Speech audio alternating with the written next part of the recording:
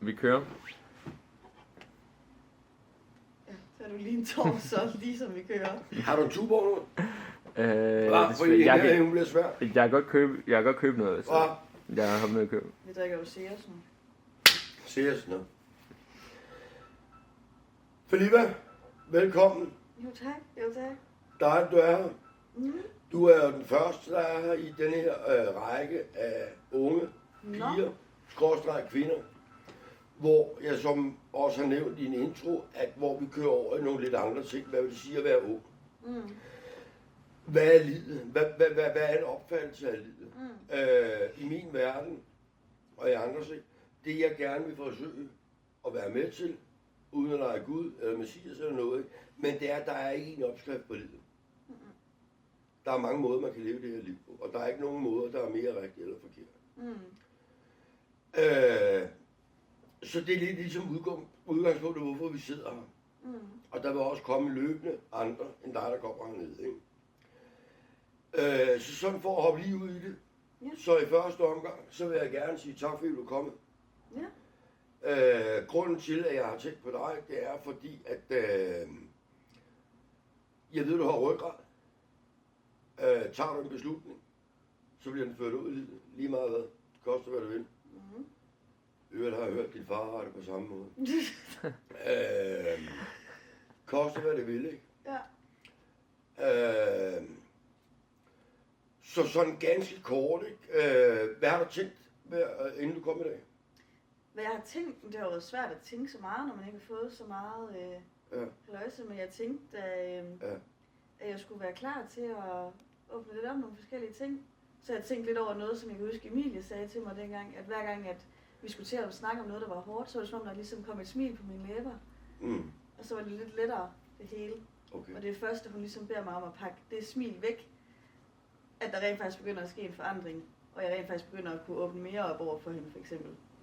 Fordi så var det som om, hun sagde, at jeg skulle stoppe, hver gang det smil, det ligesom kom. Og så mærke efter, og så var sådan, hvorfor du smiler, når det egentlig ikke er noget rart, vi skal til at snakke om. Det kan jeg huske. Allerede der bekræfter mig, at vi har fat i det rigtige. Nå, men det er jo sindssygt fedt sagt. Ja, det var... Sindssygt fedt sagt. Fordi jeg gør mit næste spørgsmål, kunne så spørge, jamen, hvad ligger der bag det smil? Men jeg tænker, at ligesom mange andre, så har man jo nogle forskellige forsvarsmekanismer til at beskytte sig selv for, hvor det gør ondt. Ja. Og der har det måske været nemmere at snakke om nogle af de lidt sværere ting, hvis man har haft det. Også fordi så bliver det måske lidt lettere. Hvis jeg kan sidde og smile og grine af det, så er det måske ikke så vigtigt alligevel, eller så alvorligt. Så, mit problem er måske ikke så alvorligt, så. Hvis man stadig kan smile af det. Ja. Jeg vil så sige, jeg tror, jeg er godt klar over, hvad du mener med det der, ikke? Men jeg tror altså inde hos mig, og det er jo så også folk, der siger, at det er måske lidt anderledes, ikke? Men jeg tror, humor kan være en god ting, men jeg er godt klar over, at det er ikke det, du refererer til der. Altså selvfølgelig er det jo en det er en forsvarsmekanisme, ikke? Altså det er ikke sådan, at dig, Emilie, din tidligere psykolog, er især og fører jokes eller et eller andet. Nej. Der, ikke? Men fed observation, og en fed måde at starte det her på, ikke? Og så spørger jeg, så stille spørgsmål, jamen, som menneske, hvad er din egen tanke om, hvorfor udvikler vi som menneske sådan nogle ting der? Altså forsvarsmekanismer. Eller den, du nævner der, som i øvrigt er sindssygt klassisk. Jeg tror, man finder ud af, hvad der ligesom fungerer for en selv. Altså om det er at trække sig og blive helt stille, eller om det er at putte et smil på og bare gå videre, eller for nogen, om det er flasken, eller hvad fanden, dem ved jeg jo. Flasken. Om det er at lave den der. Den der? Den er du jo glad for at se. Det bruger vi da vel ikke? Nej. Men det skal vi også ind på. Det er der flere det skal jeg sat ned med låne for, at vi skal ind på, for der har jeg et kæmpe problem. Det ved jeg godt. Den er også svær. For mig, om hvad jeg ser derude med unge og alkohol, men er jo det ligge.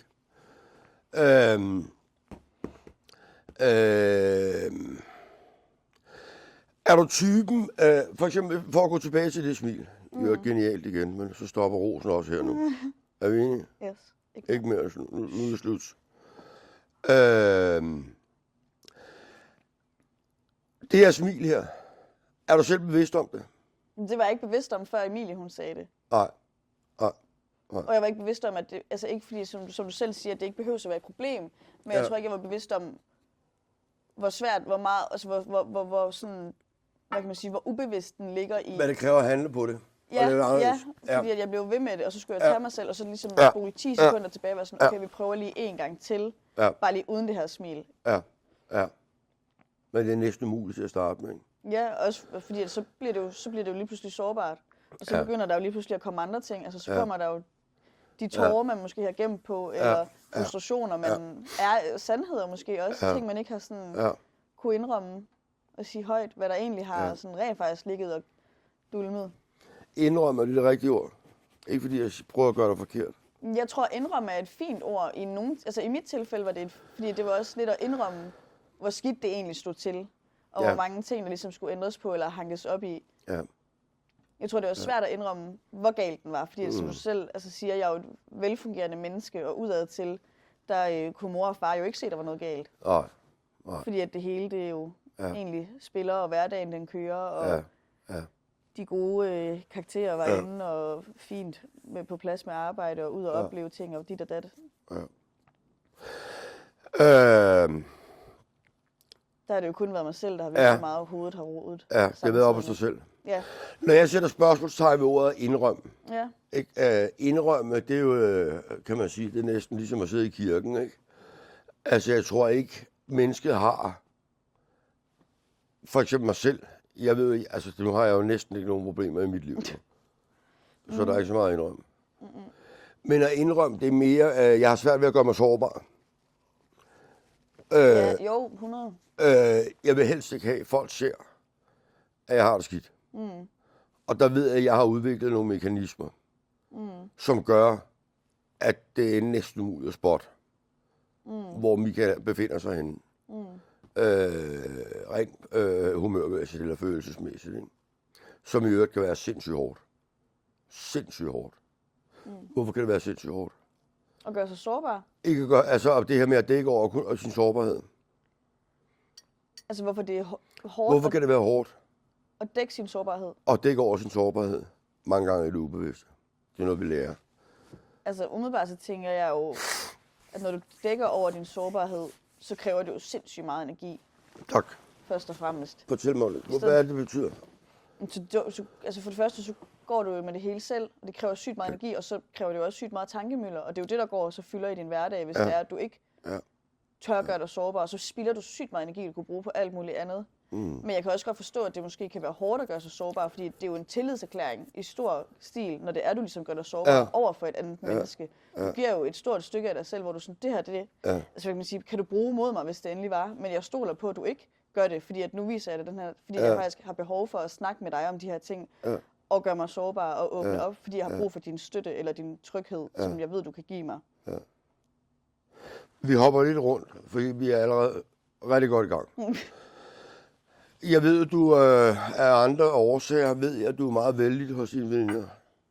Det ved du af andre årsager. Hvad? Af andre årsager? Ja, jeg kender jo lidt til dig. Det kan vi vende tilbage til senere jo.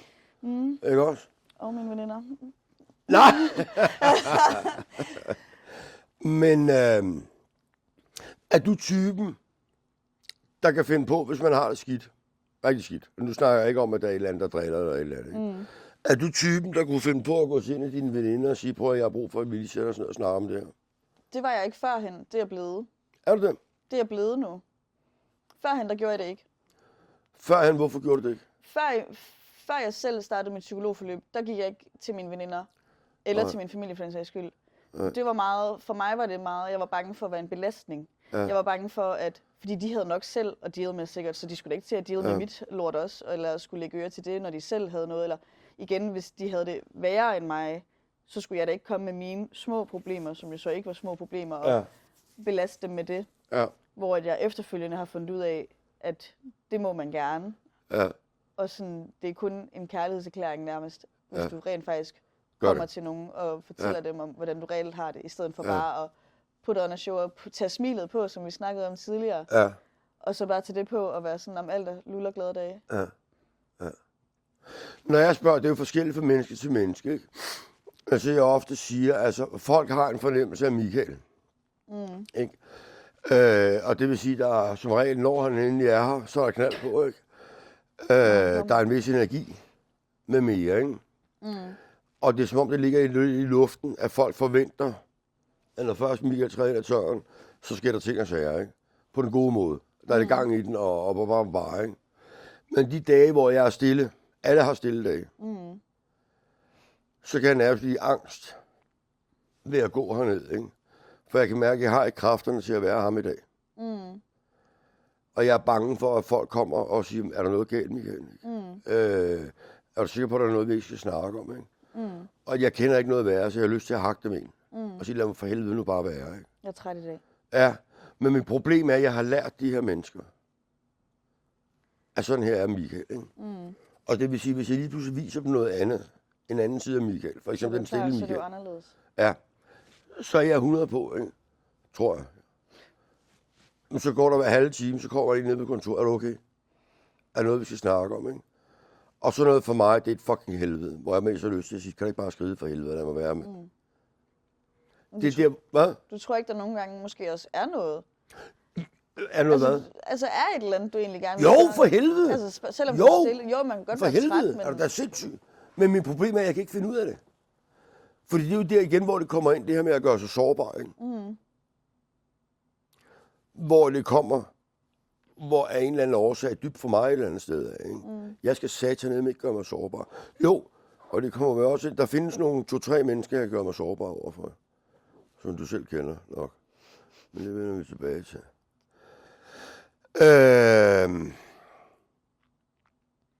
Du har gået til psykolog et år, eller hvad er det, du har gået? Hvad er det, du har gået til? Ja, jeg har gået til en psykolog. Hvad fanden har du lavet på sådan? Hende har jeg snakket lidt omkring om nogle små problemer. Igen, når jeg tror, de fleste mennesker når, hvis man har lidt rod op i hovedet, så når man måske et punkt, hvor man er sådan, okay, så fuck det, så gør vi lige noget ved det. Nu går den ikke længere. Og der fik jeg også et kærligt lille skub i numsen fra lægen af, der sagde, fordi jeg måske lige blev ved med at bestille lidt lægetider, fordi jeg tænkte, der var noget galt. Med maven eller et eller andet? Ja, hvis det kunne det være, jeg fejlede. Vi skulle til en del undersøgelser. Det kunne være, der manglede noget C-vitamin eller D-vitamin eller et eller andet, jeg lige havde overset. Ja, vi har fået taget nogle blodprøver. Og til sidst, så kigger min søde læge jo også på mig og siger, prøv Filippa, kunne det ikke være en idé, at vi måske, nu hvor vi har taget de her blodprøver, godt kan se, at du ikke fejler noget, at du er et sundt, ungt menneske, men at vi måske kiggede på, om det kunne være noget, der fyldte i hovedet. Ja. Og der får jeg jo så min henvisning, og kommer hjem til min far og fortæller det. Ja. Og så... Hvordan tog han imod det? Han var da, jeg tror begge mine forældre var meget forvirret og frustreret, fordi at det netop også udadtil så ud, som om at alt var, som det skulle være. Men når man så langsomt fortæller de her små ting, som man førhen ikke har sagt højt, som man jo måske egentlig godt, altså man har jo ikke sagt det højt af en grund, fordi man måske godt har vidst, at det er ikke helt normalt at tænke sådan nogle ting og tanker. Og så kunne de jo godt se, at okay, det var måske en god idé lige at få det vendt. Du vil lige komme med en lille rettelse. Nu kender jeg din mor og din far. Ikke også? Det er meget få, hvad jeg ved, de har fået at vide. Ja. Men ikke også? Men ja. Men det er heller ikke meningen. Da du starter hos Emilie, som jeg ved, du har været meget glad for. Og jeg tror også, hun har været med til at påvirke. Jeg har hørt lidt om dine fremtidsplaner, ikke? Ja. Har hun været med til at påvirke dem? Nej, det har hun faktisk ikke. Okay. Men jeg tror, hun har været med til at sådan, få mig til at indse, at jeg egentlig også godt, jeg tror mere må have de ønsker for mig selv, og selv vælge, hvad jeg gerne har lyst til. Okay. Og at det ikke er noget som sådan, hvad kan man sige, at jeg skal gøre det, jeg har lyst til, og det ikke nødvendigvis skal være noget, som der også ser godt ud udad til selvfølgelig, eller som der måske forventes af en, fordi man har været en type, man har gået på HHX, og man har sagt, man har de her interesser, og så lige pludselig har man nogle andre interesser, som man egentlig hele tiden har haft. Ja. Og samtidig så også, det skal ikke være nogen hemmelighed, hvis at det er også, altså nu vil jeg gerne ind og læse psykologi, og det er også svært at komme ind, så det har selvfølgelig også været et valg, hvor man skulle tænke, okay, så skal jeg også tage noget tid. Jeg kommer ikke til at studere om et halvt år, fordi jeg skal tage noget tid af til at forbedre min kvote 2-ansøgning, så jeg også rent faktisk kan komme ind, og det kommer også til at tage noget tid. Så det var også meget sådan, at så hvis det er det her valg, jeg tager, så er det også det her valg, jeg tager, og der kommer til at gå meget tid med det. Hvorfor helvede læser psykologi? Jeg tror... Er du dum? Om jeg er dum? Om jeg er dum? Hvad skal man være dum? Du smadrer det liv, jo. Jamen det er det. Det er farligt først at gå ind i. Jeg tror... Hvad er det, der tiltrækker dig? Jeg vil sige, det er måske en løgn at sige, at Emilie ikke har påvirket det, fordi at sådan, hvad kan man sige, grunden til, at jeg også gerne vil læse psykologi, har jo også haft lidt betydning. Jeg tror ligesom mange andre, der gerne vil læse psykologi, så gad jeg det godt være det for andre mennesker, som Emilie for eksempel har været for mig. Ja. Men jeg vil også sige, at jeg har erfaret gennem mine veninder og mine venner, at jeg måske også, altså der hvor jeg sådan... Er du god til det? At jeg er god til det. At jeg trives til det. Det er også, at når de kommer til mig altså med noget, som trykker ved dem, så er jeg også, altså så er jeg der, og så tager jeg imod det, og så er jeg klar til det. Og jeg, ikke bare jeg kan tage imod det, men jeg kan også godt, altså jeg kan gøre, hvad jeg vil for, og det lyder måske forkert at sige, men det er også, det er det, jeg brænder for. Det er det, der sådan, det, altså hvad kan man sige, det giver mig noget energi, selvom jeg selvfølgelig ikke skal få energi af andres, hvad kan man sige. Jo, man må! Men du ved sådan, det må man gerne. Altså jeg er jo god til mange ting. Det er måske også lidt at pusse sin egen glorie, men sådan... Der er mange ting, jeg er god til. Prøv at høre, Filippa, du må godt... Det er det, der er galt i det her land her. Jeg ved, du, eller om det er Nora, eller andre unge mennesker, alle er gode til nogle ting. Og det må vi godt sige højt. Okay. Det er ikke noget galt i. Der er mange ting, jeg er god til. Men der er rigtig mange ting, du er god til. Problemet er at finde ud af, hvad fanden skal jeg bruge, hvad for nogle af dem skal jeg sætte på. Og det er jo det, der er svært i jeres alder, tror jeg.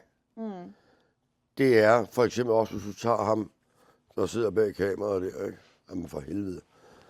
Ikke? Men jeg kan da huske, første gang jeg møder ham, der siger man, er du klar, hvor mange strenge du har at spille på? Det er lige meget. Jeg skal være i studiet. Du skal spille musik. Ja. Men hvor jeg jo siger til ham, jamen det er fint. Men I er stadigvæk unge, ikke? Men du har fucking mange strenge at spille på. Også menneskeligt, ikke? Ikke men, fordi... Ja. Men det er jo nemt nok for dig at sige... Hvorfor er det? Fordi sådan, den holdning har du ikke altid haft. Altså jeg kan det tydeligt huske, når du nogle gange har været sådan, inden du måske blev lidt visere, der har jeg fået at vide, jo, det skal også være lidt realistisk.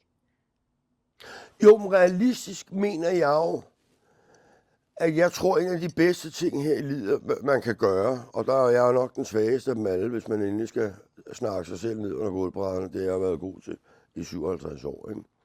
Men jeg tror, jo hurtigere du finder ud af som menneske, hvor jeg er god og hvor jeg er ikke god, eller hvor jeg er mindre god, jo hurtigere du fanger den, og så lægger dit fokus derover, hvor du ved, at her der er god, og det er her, jeg skal satse. Og så droppe alt det andet lort. Ikke? Men det er der, hvor jeg tror, mange unge i dag, desværre, nu er jeg jo selv gået på et psykologistudie, ikke? Og der er nok mange, der nu vil sidde og blive rasende på mig. Ikke? Men der sad jeg med alle de her 12-talspiger, ikke? Så fik alle de her flotte karakterer og pisse og lort. Ikke? Og jeg sad og rodede rundt nede bag i med 2-tal og 4-taller. Og alt det her. Ikke? Men det viser sig jo, at da vi kommer ud og skal i praktik, ikke? Jamen stor del af dem, de tager en kæmpe maveplasker. Eksempelvis. Ikke? Og hvor jeg har en mistanke om, at der er også meget identitet i de ting, vi vælger. Må jeg skifte emne hurtigt? Ja. Jeg ved jo, at gennem omveje, at du, hvad er det, forrige år, bliver du optaget nok på Danmarks mest prestigefyldte studie. Og et studie, folk vil brække ryggen for at komme ind på. Hvad var det? Det hed Business and Politics på CBS? IBP'en, International Business and Politics på CBS, ja. Ja, der bliver du optaget på. Og det er et studie, som nok ligger nummer 1 i forhold til folk, der har det der. Også rent prestigemæssigt. Ja. Ja. Der kommer du ind på. Og jeg ved, at din far, han blev glad af alt det her. Ikke? Men hvad sker der der? Jeg tror, det er nu er jeg noget. Vi er enige om, at du siger nej tak til pladsen. Jeg ender med at sige nej tak til pladsen. Jeg søger den, altså jeg havde interesse for... Hvorfor søgte du den? Jeg havde interesse oprigtigt for international økonomi. Selvfølgelig var der også noget prestige, og jeg søger den også for sjov, fordi jeg tror, jeg kan komme ind. Så det er sådan lidt, jeg ved ikke, hvad jeg ellers skal gøre, nu søger jeg den bare for sjov skyld. Jeg vil ikke engang starte studie. Men så søger jeg den. Du ville ikke engang? For du skulle ud og rejse, eller hvad? Ja, jeg havde kun... Du tester? Jeg tester bare lidt, fordi jeg tænkte, så kan det være, at jeg kommer ind næste år.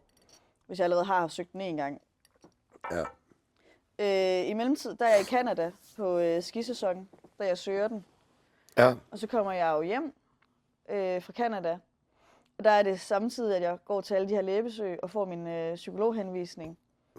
Og der lover jeg også lidt mig selv, at så er det her, vi fokuserer på nu. Nu får vi lige noget ro på hovedet, sådan at når jeg en skønne dag skal studere, at så er der ro og fred op i hovedet, og vi kan fokusere på mit studie. Ja. Og så går der nogle måneder, og jeg har glemt alt om min ansøgning til studiet. Og så tikker den ind i min mail, om at jeg er blevet optaget. Og så tænker jeg jo bare først, fuck. Det er jo en måned inden, så nu skal jeg nå at finde en lejlighed i København, pakke hele mit lort sammen. Hov, gud ja, jeg har sgu da også lige en psykologsamtale i den anden ende af landet, oppe i Aarhus. Min allerførste psykologsamtale lå næsten på, hvad der også skulle have været første skoledag. Så jeg står med et klart valg, hvor jeg egentlig havde lovet mig selv, at nu skulle jeg fokusere på den her heroppe, og så må studiet komme bagefter. Og der kan nogen så tænke på, om det var universet, der tester en. Om det, hvad er vigtigst her? Er det hovedet, eller er det studieuddannelse? Er det nogle reelle tanker, du gør dig? Hvad er godt for livet her?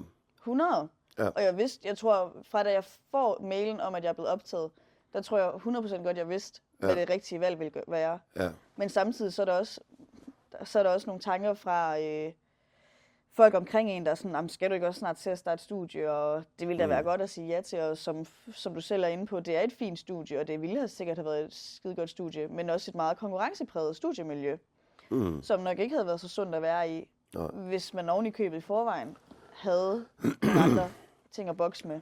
Hvad mener du med et meget konkurrencepræget miljø? Altså nu har jeg jo ikke selv gået på CBS, så det skal jeg selvfølgelig også passe på med. Men kan du sammenligne det med gymnasiet? Altså... På nogle punkter. Altså det... Er livet en stor konkurrence? Iblandt os.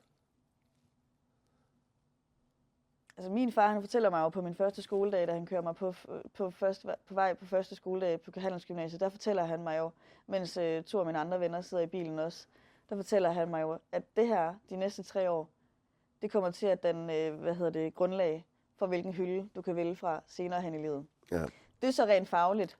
Så kommer der jo så alle de andre ting, som du selv er inde over med ind i billedet med, en ting er det faglige, så er der alt det sociale, og du er i en tid, hvor du er i gang med at udvikle, hvem du er, og gerne vil passe ind, fordi det er også lidt farligt at skille sig for meget ud, fordi man vil da selvfølgelig gerne have nogle venner, og man vil da gerne leve op til de sociale normer, der er sat, og synes, det er fedt at tage til gymnasiefester, og synes, det er fedt at dit og dat. Og... Din far siger til dig på vej ind i bilen først, og jeg kan godt huske, om det var, hvad er det, han hedder? Marmeladedrengen. Det var Dupont, der sad i bilen. Det var Dupont, ja. Dupont og hans kæreste, ikke? Var det forkert, det din far sagde? Og du må meget gerne være, altså selvom han hører det her, du må gerne være kritisk. Jeg tror godt, han kan holde til det. Jeg vil ikke sige, at det var forkert. Nej. Jeg tror, det der er forkert, nu er jeg jo så selv inde i det, hvor man kan sige, det selvfølgelig så havde det da været lækkert, hvis jeg ikke behøvede at læse alle mulige fag op nu, for at skulle komme på studie, fordi at selvom jeg gjorde det godt i gym, så var det så igen bare ikke lige helt godt nok. Men hvad kan man sige? Jeg tror, det er svært for mange gymnasieelever at sætte sig ind i, at det, du laver lige nu, det kommer til, altså fordi det er rigtigt, det kommer til at danne grundlag for mange af de, altså i hvert fald hvis du vil læse videre på universitetet, så kommer det til at danne grundlag. Ja. For hvad du har muligheder. For hvad du har muligheder. Ja. Dermed sagt, det er ikke for sent, fordi du kan godt karakterforbedre, du kan godt læse fag op. Ja. Men det er aldrig for sent. Men det er aldrig for sent. Det er så også, hvis man endelig skal sige noget, som far og mor har sagt, så tror jeg, der er en ting, jeg har lært derhjemme, det er, det er aldrig for sent. Du må kraftedeme have nogle dejlige forældre. Eller bare nogle forældre. Må jeg møde dem i dag? Eller bare nogle forældre, der måske har haft lidt et sent startskud. Kan man sige det sådan i stedet? Altså. Vi hopper rundt, som man siger, ikke? Også med det her, ikke?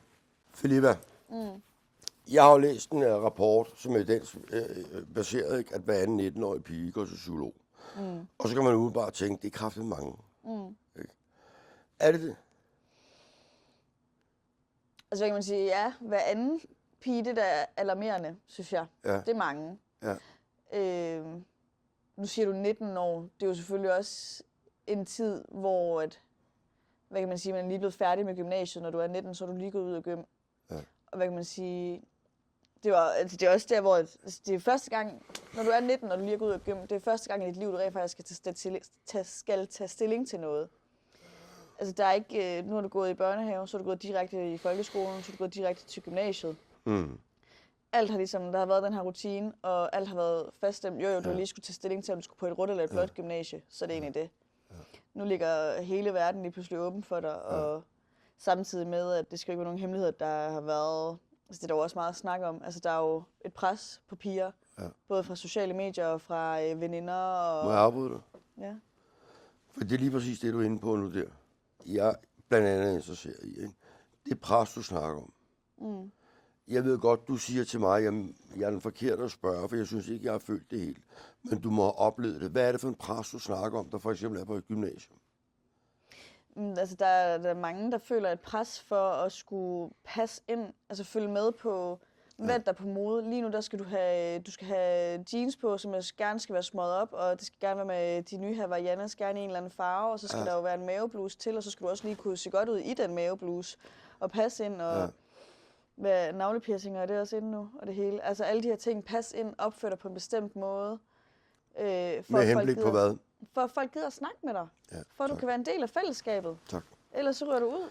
Altså, så kan du sidde og kigge ned. Det er en hård en at sige, så ellers så ryger du ud, men det er et faktum. Det er et faktum. Så kan du sidde og kigge ned i din computer eller din bog hele gymnasietiden og ikke snakke med andre. Jo, selvfølgelig kan du finde nogle andre minoriteter, der heller ikke passede ind. Ja. Men du vil altid så vil du føle dig anderledes udenfor, forkert. Hvad end du vil kalde det. Også uden for skolen? Ja, for der er du jo heller ikke med. Nej. Alle andre mødes jo også efter isoleret. Ja, så kan du komme hjem. Ja. Altså den hierarkiordning, der er, det er der overalt. Det er der også på gymnasiet. Hvor dominerende er den? Forstår du, hvad jeg mener? Ja. Altså, der er jo en hierarkiordning, hvor at, det jo starter fra toppen og så går ned. Altså. Hvor, hvad kan man sige, toppen får lidt lov til at sætte dagsordenen. Ja. Får lov at bestemme, hvordan det skal rulle, og hvordan det skal køre, og hvad der er sejt, og hvad der ikke er sejt, og hvordan man skal opføre sig, og hvad man ikke skal opføre sig. Det er dem, der svinger tangentstokken. Ja. Og så er det bare at følge trop. Jeg er godt klar, at du tager en stor chance nu, ikke? Der vil sidde nogen og tænke, jamen hold da kæft, du er da så meget arrogant hende der, ikke? Men jeg ved, det er et faktum, med alle de piger, jeg snakker med hernede. Så det er ikke forkert, det du sidder og siger. Det bekræfter jo bare i, hvad jeg hører, ikke? Ja. Har du oplevet denne hierarkiordning? En smule. Jeg har da i hvert fald set den. Ja. Altså, jeg vil sige, jeg så den mere i folkeskolen, end jeg gjorde i gymnasiet. Ja. Hvor der var en hierarkiordning. Ja. Hvor i gym, der bliver den lidt mere tonet ud, også fordi, at vi var meget forskellige typer i min klasse i gym. Ja. Så der var det måske svært at trumfe igennem med, at det var det her, der var det seje, og det her, det var sådan, man skulle være. Ja. Men det er jo altså sådan, og hvad kan man sige, en ting er presset for at skulle passe sit gymnasie og passe sin lektier og skole. Og hvis du så oven i købet også skal passe både, hvordan du ser ud og følge med, og det kan ændre sig fra dag til dag, hvordan det er, du skal se ud, eller hvordan du skal opføre dig og gå med og passe ind. Så på den måde. Ja. Hvordan udvælger du dine veninder? Jeg ved godt meget, at det foregår ubevidst. Men hvad er det, der gør en veninde attraktiv ved dig? Altså, hvad kan man sige? Nu har jeg jo efterhånden i hvert fald et par veninder, som har holdt ved igennem længere tid. Ja. Og jeg tror, det er trygheden i, at jeg ved, at hvis der er noget, så siger de det til mig. Vi er meget forskellige. Hvad kan man sige? Hvis vi tager udgangspunkt i mine 2 tætteste veninder, så er vi faktisk meget, meget forskellige. Alle 3 er sådan personlighedsmæssigt. Men det der er, det er, at jeg tvivler ikke på, at hvis jeg for eksempel har trådt Line bare en lille bitte smule over stortåen, så kommer hun og siger det til mig. Helt stille og roligt, ikke noget halløjsa. Men der er en tryghed i at vide, at hun vil ikke bare vende mig ryggen og blive sur. Hun vil faktisk sætte sig ned og have samtalen med mig. Ja. Hvis det giver mening. Ja. Det giver den grad mening. Hvad med i dag? Hvad tænker du om livet i dag? Hvor er du henne nu? Hvor jeg er henne nu? Ja. Men jeg tror, jeg er jo i den heldige position, at jeg er lidt på den anden side af gym, og hvor alt bliver hårdt, hvor man langsomt, altså man finder, jeg tror, der kommer et tidspunkt i livet, hvor man ligesom finder roen på en anden måde. Nu har jeg så godt sagt, der er lidt rod i hovedet, men altså, man finder roen i tilværelsen, og man finder langsomt de mennesker, man har det godt omkring, hvor man finder ud af, okay, måske dem jeg så som de seje i gymnasiet, det kan godt være, de var seje i gymnasiet, men nu er det ikke længere dem, der på papiret er seje, det er dem, jeg synes, der er interessante, der er seje, for de er seje i min optik. Det er mine venner og mine veninder, jeg synes, der er seje. Ikke dem, der følger trenden. Ikke dem, der sætter trenden. Ikke dem, der sætter dagsordenen. Men dem, jeg rent faktisk holder af og får et godt grin med. Og det, du nævner der, ikke? Det er jo min egen tese, om den er rigtig eller forkert. Ikke? Men for eksempel, når vi går tilbage til det her med hver anden 19-årig går til psykolog. At jeg tror jo, mange af de ting og de udfordringer, man oplever i den alder, det er jo helt normale. Men det må vi ikke mærke i dag, det her ubehag her. Altså for eksempel usikkerhed. Være i tvivl med mere. Ikke? Og derfor er det eksploderet det her med det her psykolog her. Ikke? Fordi som du siger, jeg er ved at være ude på den anden side.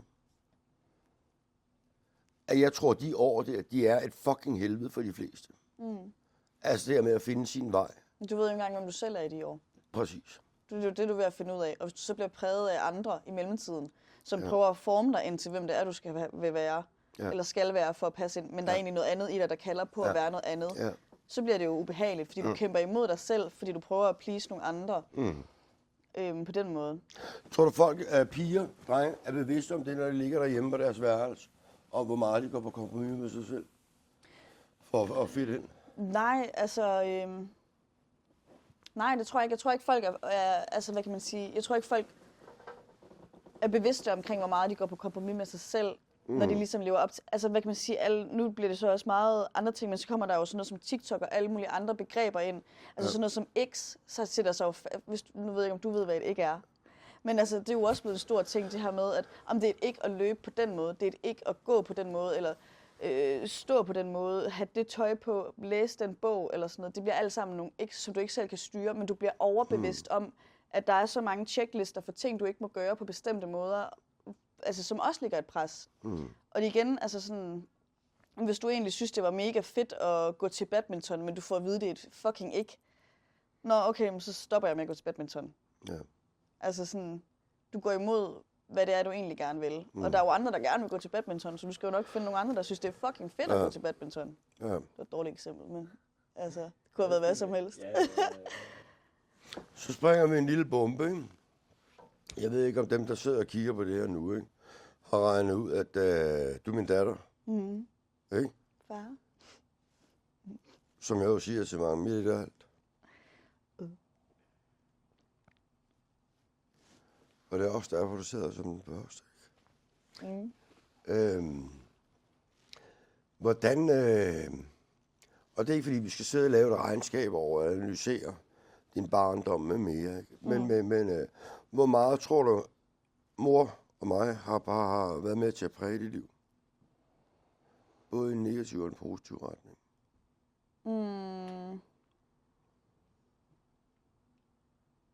Meget, altså hvad er jeg din far, jo? Ja, skat. Hvad hedder det? Dig og mor har jo præget lydvis og mit liv i den største grad, man nærmest kan forestille sig, tænker jeg da. Ja. Skulle der kun lige være dagsinstitutioner, der var på niveau. Men altså, der er jo mange ting. Altså, nu har vi haft det her med, altså hvad kan man sige, de gode ting, så har jeg jo lært, at helt fra barnben af, at det er aldrig for sent. Du blev først færdiguddannet psykolog, da du var hvad? Nogle 40? 45. 45? Nej! 47. Mor tog hendes kandidatgrad, efter hun havde været sygeplejerske i hvor mange år. Tog hun en uddannelse. Det er aldrig for sent. Ja. Så er jeg vokset op med, at stoffer, det er kæmpe no-go. Ja. Det er kæmpe nul-tolerance. Der er ikke noget der. Hvorfor er det det? Det er fordi, at min mor og far, de mødte hinanden på et misbrugscenter. Så som du også har snakket lidt med min farfar om, det ligger jo i generne. Så der er der også, altså hvad kan man sige, der var jo ikke noget alkohol eller noget som helst sprit i hjemmet, da vi voksede op. Det var jo først, da mig og Ludvig ligesom blev teenager, at det kom ind i hjemmet. Og det var det også, så var det jo os, der skulle, i stedet for det var de voksne, der tog det ind i hjemmet, så var det også børn. Ja. Og så vil jeg også sige, hvad kan man sige, jeg tror, der er mange, der misforstår, hvordan det er at have, nu har det jo ikke været psykolog hele mit liv, men jeg tror, der er mange, der tænker, ej, det må fandme have været dejligt at have en far, der er så nem at snakke med. Ja, men der er også forskel på, hvordan det er familiært, og hvordan det er, når du sidder i som et professionelt forhold med en psykolog. Altså, fordi at noget som, altså, vi har jo aldrig været en familie, der snakkede sådan sygt meget om tingene. Altså sådan... Er der noget galt det? Ja, det synes jeg. Hvis der har været behov for det, så synes jeg det. Altså, ja. Men det er ikke for at forsvare mig, men jeg synes, vi har været gode til, så hvis Ludvig eller dig, at lukken virkelig brænder, ikke? Det kan så godt være, at der er nogle ting, jeg ikke har været bevidst om, ikke? Men som jeg plejer at sige til folk, ikke? Jeg ved godt, at jeg ikke er den bedste til at sidde og snakke. Og sådan noget der, ikke? Men for mig er der ikke nogen decideret opskrift på en familie. Jeg kan da godt en gang imellem, når folk står og snakker og siger, at de har snart haft en samtale med deres datter i går på 3 timer. Ikke? Hvor jeg kan tænke, hold da kæft, du er lort fra, ikke? Men det jeg ved, jeg har gjort, ikke? Det er, at jeg har kælet mine 2 børn i søvn. Indtil de gad mig have på værelse med. Jeg har rørt ved dem, ikke på den dårlige måde. Men jeg har prøvet at gøre alt for at vide, at I var bevidst om, at kærligheden er der. Ja, jeg tror, der skal jo ikke vække nogen tvivl om, at der var ingen... Altså, kærligheden var der jo 100%, at den kunne mærkes hver dag. Men når det så er sagt, så tror jeg også, at langsomt, når vi sådan bliver ældre, og livet tager over, og du går igennem et super hårdt studie, så er der også nogle ting, der falder fra. Som mærkes. Og hvad kan man sige, da dig og mor ligesom går hver til sit, der bliver mig og Ludvig også splittet lidt. Fordi at vi ligesom bor lidt på skift ved jer. Altså, der er jo mange ting der, men samtidig så er jeg jo også, hvad kan man sige... Og det er noget, jeg undervurderer. Ja, men samtidig er jeg jo også vokset op i et hjem, hvor at der aldrig er blevet skændtes. Altså, da I bliver skilt, altså det er jo, I er jo kraftedeme bedste venner i dag, når jeg fortæller det til folk. Det er allerbedste ven. Så er folk jo sådan, hvad fanden er det foregår? Altså sådan, når det min mor, hun er ked af det, jeg siger, når min mor, hun er ked af det, og kærestesorg, så er det jo fandme dig, hun ringer til. Det er jo for sindssygt. Er det? Nej. Og så igen, fordi faktisk, når folk lige så siger, men prøv at høre, helt seriøst, hvis man har elsket et andet menneske så højt, og man har 2 børn sammen, hvordan kan man så ikke bevare i hvert fald noget af den kærlighed? Fair nok, hvis du ikke er forelsket længere. Men altså, nu er det måske også nemmere for jer, fordi I ligesom er blevet et clean sammen. Så det vil jo altid være... Ja, nu drikker hun jo som en svin i det. Men det er jo også et ansvar, ikke? Og det skal jo heller ikke være nogen hemmelighed, at det måske falder natur, for jeg elsker din mor. Der mangler bare den del af kærligheden. Og så er der også noget med at opføre sig ordentligt. Ikke? Jo. Synes jeg. Jo. Hvad ordentligt? Altså nu skal jeg jo ikke give mor skylden for, at du sidder her i dag og er færdiguddannet psykolog, men jeg tænker, at umiddelbart, hvis min mor ikke havde været der igennem de år, så det ikke kunne lade sig gøre? Nej. Det var hende, der arbejdede som sygeplejerske dag og nat. Men det var da hende, og når du var oppe i Skagen med pandekagehuset, så var det hende, der sad herhjemme. Og altså, hvad kan man sige, jeg har mange minder med dig. Men det er også mest fra, da jeg var yngre. Fordi jeg gik i skole, jeg havde den glæde, at jeg kunne være meget sammen med jer. Præcis. Og så da vi bliver ældre, så har jeg ikke lige så mange minder. Altså, de er så kommet lidt senere i livet igen. Men det er fordi, du trækker dig. Når det er min skyld? Nej, det er ikke noget skyld, det er helt normalt. Du begynder også at lære dig selv mere og mere at kende. Ikke? Og jeg kan huske på en ferie, vi var i Sydafrika.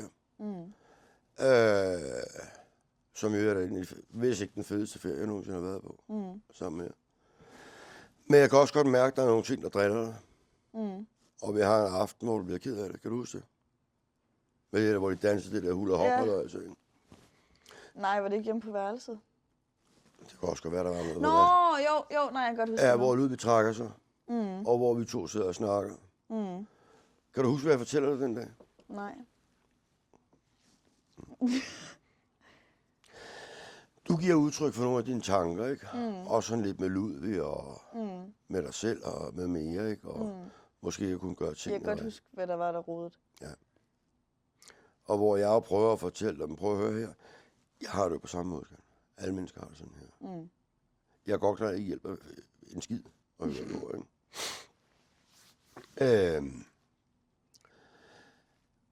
Men har du på et tidspunkt gået og troet, jamen der er et eller andet galt med mig? Jeg tror, når andre ikke har kunne forstå mine frustrationer. Og det lyder også hjernedødt at sige galt med. Jeg tror, at det eneste tid, det har været svært. Fordi at, du ved, man bliver hurtigt bevidst omkring, okay, når du først opfanger, at andre ikke har det på den måde, som du har, så begynder du også langsomt at lære, okay, hvornår er det så, at det er mine tanker, der ikke er normale, og så siger du dem ikke højt. Altså du ved, For eksempel, jeg kan huske, så Line, hun siger til mig, en af mine gode veninder, så siger hun, hvorfor at du har et behov for at planlægge alting så halløjse, at der er et år til det i sommer. Hvorfor skal vi allerede vide, om vi skal på festival eller noget nu? For jeg har behov for at vide det, for der er ro i mit hoved. Eller så det kan være småting. Alle de her ting med, at når du langsomt indlærer, at den person tænkte ikke lige det samme som mig. De så det ikke som den her lille ting som et problem, eller som noget, der kunne udvikle sig som et problem. Så lærer du at gå med det selv, eller i hvert fald at være sådan, okay, det er ikke normalt, så det siger jeg ikke lige højt, fordi andre forstår det ikke. Ja, og så begynder dynamikkerne. Så begynder dynamikkerne. Som du også sagde den anden dag, eller jeg ved ikke, hvad der sagde det, at nogle gange, når dine veninder er der, så er du nødt til at vende med dine ritualer til de gode. Ja. Er det godt? Ja, så er der jo et oprydningsprojekt bagefter. Ja. De har haft udtøj på i sengen, det går ikke. Hvad?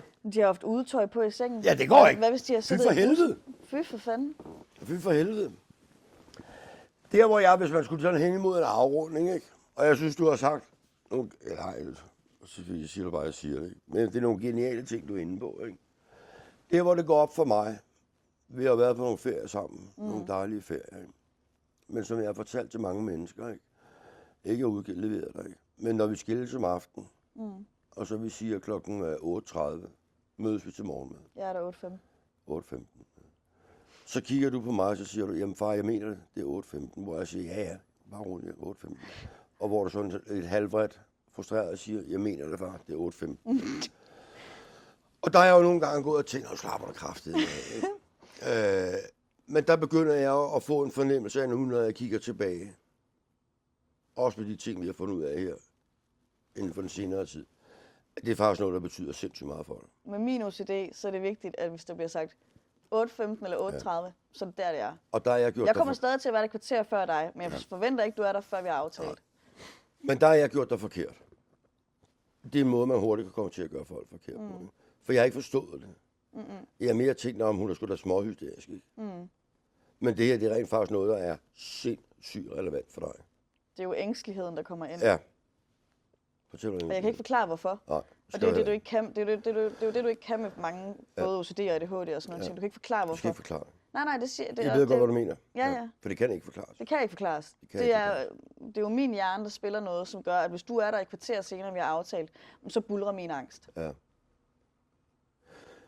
Sådan noget med tankemøller, ikke? Og være på stik med tingene. Kan vi tage 2 minutter nu? Det her med, det går der på med, at for eksempel nogle gange med tankemøller, at der er nogle gange, at din bror, Ludvig, er et rodehoved. Og du nogensinde er på vagt, jamen hvis Ludvig laver noget forkert, og far eksploderer. Hvor meget fylder det i dig om at prøve at styre situationen? Det fylder alt i mig. Fordi så skal jeg jo både sørge for, at Ludvig ikke gør det der, for Ludvig bliver jo også ked af det. Plus jeg skal styre, at du ikke bliver sur, fordi at det jo også taber hovedet. Der er også nogle andre ting, der skal gøres. Og så skal jeg lige pludselig holde styr på jer begge to, for ellers så fucker det hele inden for, med mig også. Så er det også alle tre, der er fucked.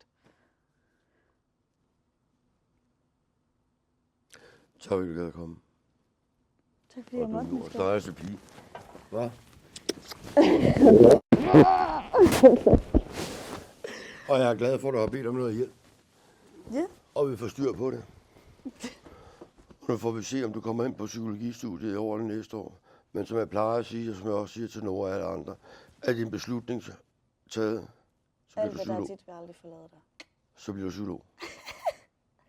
Men tror du på det? Jo. Ja, 100%. Hvis det du vil, så bliver du psykolog. Jeg bliver psykolog. Det ved jeg godt. Jeg bliver den bedste. Nu er der noget, vi mangler her med. Nej. Er den ikke levet ud? Faktisk ikke engang. Med bare... Er der noget, du vil spørge om nu? Altså, det har jeg ikke tid til. Det har jeg ikke lige sat mig ind i mindset omkring. Men en afslutning, så er vi godt. Ja. Hvis ikke, det var også fint det der. Ja. Vi kan bare gøre det. Men afslutningen er jo ikke, at som min gode ven Robin Williams står nede på plakaten. Hvad er der står dernede? Everyone around you is fighting a battle you don't know anything about. Er det sådan, den er? Nothing about. Nothing about. Og hvad er den sidste sætning? Det ved jeg ikke. Be kind always. Be kind always. Altså sagt på en anden måde, ikke? Alle mennesker bærer på noget. Så vær sød altid. Og jeg tror på det. Jeg tror på det. Og vi er ikke hverken mere eller andet. Men det er forkert.